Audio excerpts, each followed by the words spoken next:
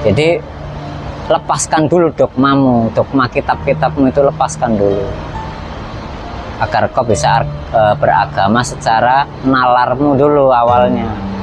Jangan seperti kau melihat mie instan, di depannya terlihat ada gambar telur dan paha ayam, terus kau yakin di dalamnya, yakin saya ada paha ayam dan telur. Itu namanya nalarmu tidak mau dipakai. Assalamualaikum warahmatullahi wabarakatuh. Jumpa lagi dengan kami di channel Spiritual Sufi Kisah Abdul Alam. Banyak orang yang hafal hadis, hafal Al-Quran, tapi masih sering mengkafir-kafirkan orang lain dan lupa dengan kafirnya dirinya sendiri. Itulah beberapa bait yang ada di dalam syair tanpa waton. Nah, kejadian itu memang sering terjadi pada zaman saat ini begitu. Padahal di dalam semua agama yang diturunkan oleh Tuhan, itu awal mulanya itu ada pembawanya atau ada utusan dari Tuhan itu sendiri. Kalau zaman dulu itu disebutnya Nabi dan Rasul begitu. Nah, Nabi dan Rasul ini sebenarnya dua sifat yang berbeda. Jadi bukan satu kesatuan yang sama, itu bukan. Jadi kalau Rasul itu sebenarnya cahaya Tuhan, kalau Nabi itu pembawanya gitu. Nah, banyak orang zaman sekarang itu menganggap bahwa agama lain itu agama kafir. Padahal agama itu tidak ada yang kafir. Jadi jangan salah, yang kafir itu sebenarnya diri manusianya. Jadi harus bisa dibedakan mana yang kafir itu yang seperti apa. Jadi agama itu tidak ada yang kafir. Yang kafir itu diri manusianya. Nah, kalimat kafir di sini sebenarnya merujuk kepada orang yang tertutup kepada pembawa tali wasilah, aslinya begitu. Jadi bukan orang yang tidak mempunyai agama atau merek agama, bukan. Tapi orang yang tidak mau menerima tali wasilah ataupun tali penghubung antara Tuhan dengan manusia. Jadi pengennya itu secara langsung bisa berhubungan dengan Tuhan. Padahal itu tidak mungkin sekali gitu. Jadi banyak orang yang beranggapan bahwa berhubungan dengan Tuhan itu bisa secara langsung. Makanya ketika tidak sesuai dengan seleranya, akhirnya suka mengkafirkan orang lain gitu. Jadi hakikat kafir di sini itu sebenarnya ada pada diri manusianya, bukan pada agamanya.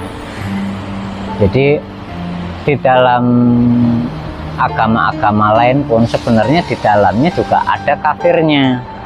Mau Islam, Nasrani, Hindu, Buddha. Maksudnya apa? Yang tertutup dengan sistem wasilah itu dalam berhubungan kepada Tuhannya. Karena disangkanya itu bisa berhubungan dengan Tuhan secara langsung atau dengan caranya sendiri tanpa melalui utusan gitu. Nah, utusan di sini sebenarnya utusan Tuhan sendiri, bukan manusia yang mengaku-ngaku dirinya diutus Tuhan, bukan, ataupun menganggap dirinya sebagai utusan, sedangkan itu berdasarkan akal pikirannya sendiri. Jadi jangan salah. Makanya sistem bernegara pun itu ada namanya kementerian begitu. Nah, di antara kementerian itu ada salah satunya itu Menteri Agama. Nah, jeleknya orang-orang kaum mayoritas itu menganggap bahwa Menteri Agama itu hanya untuk agamanya saja, yang mayoritas itu. Padahal Indonesia sendiri itu terdiri dari berbagai macam agama. Nah, ketika orang yang mayoritas itu rata-rata menganggap agama yang lain itu kafir. Makanya ketika ada menteri agama yang umpamanya mengunjungi peringatan-peringatan hari-hari besar di agama-agama yang selain mayoritas.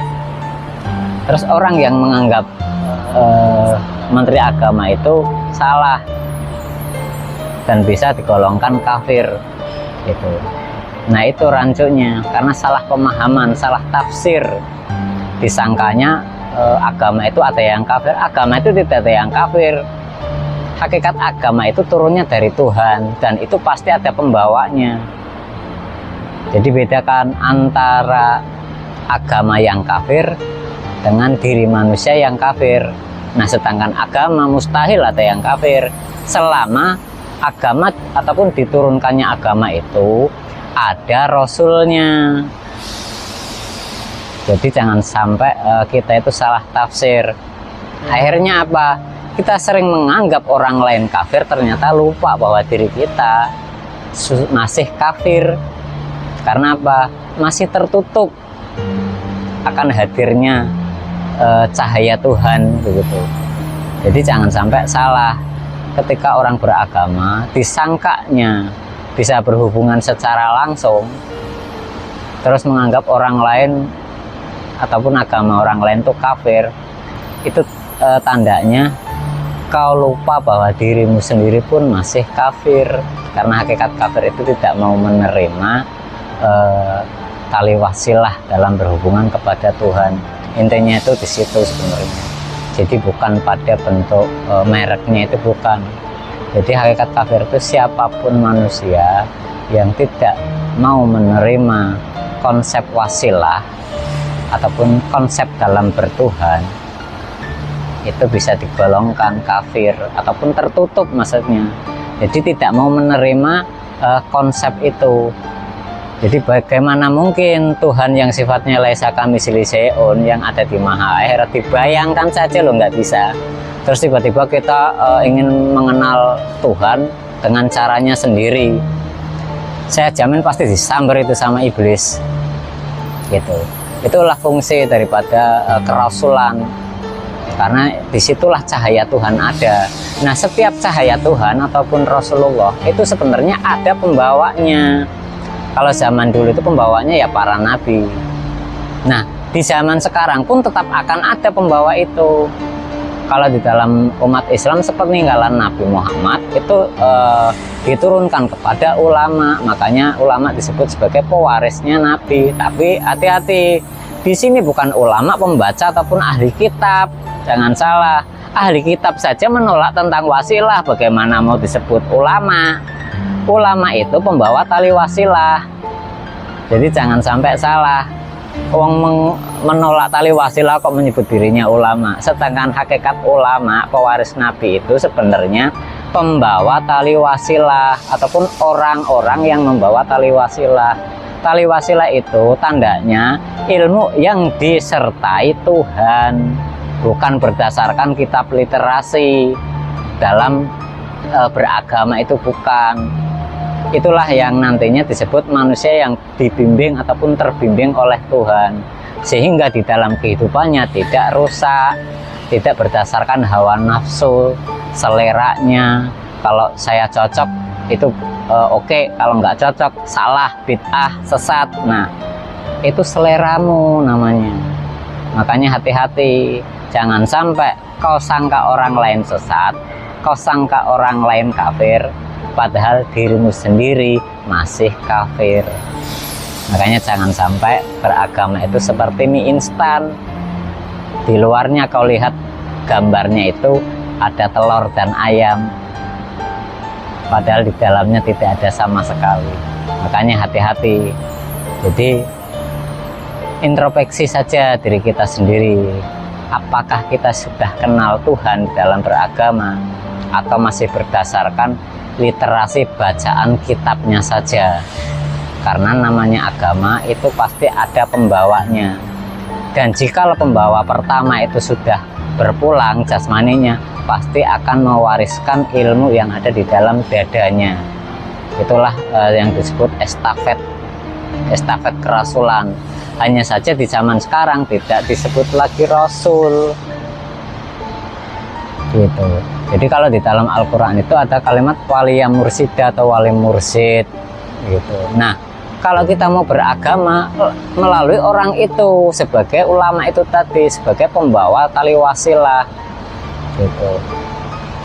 Jadi lepaskan dulu dogmamu, dogma kitab-kitabmu itu lepaskan dulu, agar kau bisa beragama secara nalarmu dulu awalnya.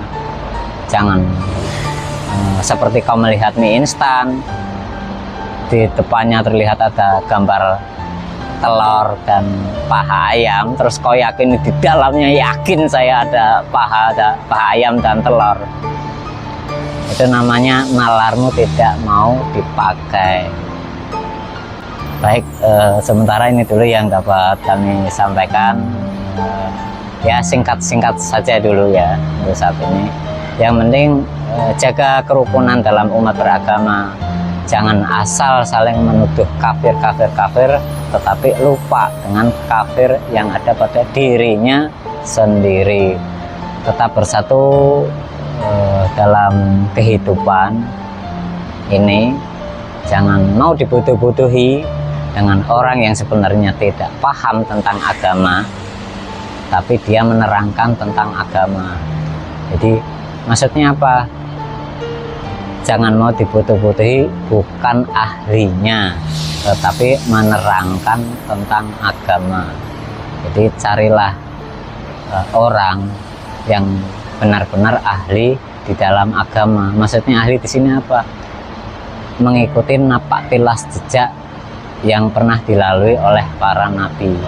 Jadi bukan berdasarkan membaca literasi, terus diyakini, terus didakwahkan, terus menyuruh orang lain untuk yakin, padahal dirinya sendiri yang mendakwahkan belum pernah melalui. Jikalau Nabi saja bisa Mi'raj, itu berarti orang lain pun selama dia beriman harusnya bisa Mi'raj. Yang jadi pertanyaan, hai para pendakwah, apakah kau sudah bisa Mi'raj seperti yang Nabi sampaikan? Karena Nabi pun sebenarnya mengajarkan bagaimana caranya orang yang beriman itu bisa Mi'raj. Makanya saya tanya, hai para pendakwah, sudah bisakah kau Mi'raj? Baik, sekian dulu dari kami. Salam Rahayu, salam Indonesia Bersatu. Jangan eker-ekeran di dalam beragama. Salam cinta damai selalu. Wabillahi taufiq wal hidayah. Wassalamualaikum warahmatullahi wabarakatuh.